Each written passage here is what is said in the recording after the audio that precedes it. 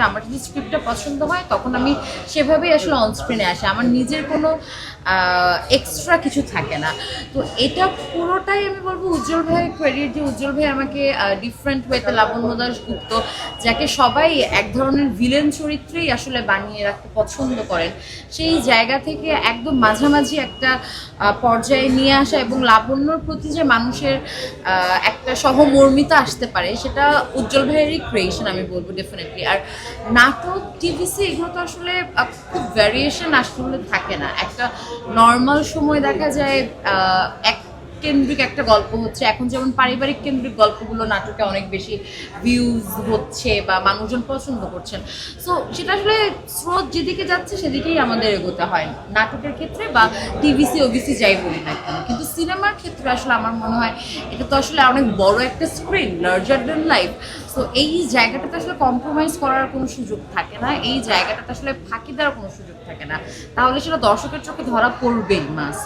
সকালবেলা আমি লাবণ্য দাশগুপ্তকে যখন দেখতে আসে সেই সিনটা করি, এবং রাতের বেলা একদম জীবনানন্দ দাশের মৃত্যুর আগের সিনটা করি। সো দেখা যাচ্ছে একদিনেই আসলে আমার একটা লম্বা জাম্প করতে হয়েছে 30 বছর বা 25 বছরে।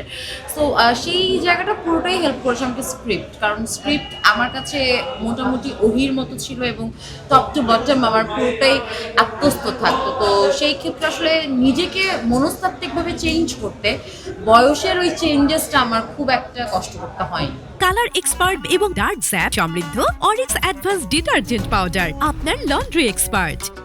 আমি যদি ভুল না করে থাকি, এই কাজের প্রথম দিন থেকে আমি এই কাজের সাথে ছিলাম, আবার একদম শেষ মুহূর্তে সেই কাজে আমি আসলে যুক্ত হই।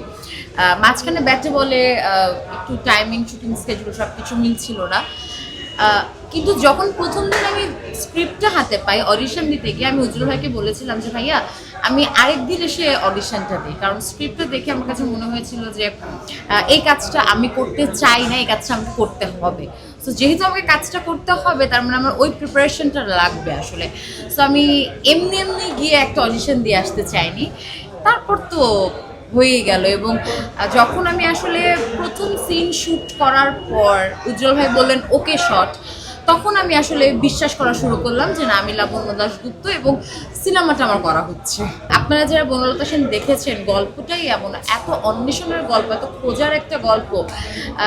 সেই জায়গায় লাবণ্য দাশ কখনো আসলে জীবনানন্দকে সাপের মতো পেঁচিয়ে ধরেছেন নাকি, আবার লাবণ্যকে দেখে জীবনানন্দ দাশ কখনো পাথর হয়ে গিয়েছেন নাকি, সেখান থেকে আবার কিভাবে বনলতা সেন তিনি রচনা করলেন।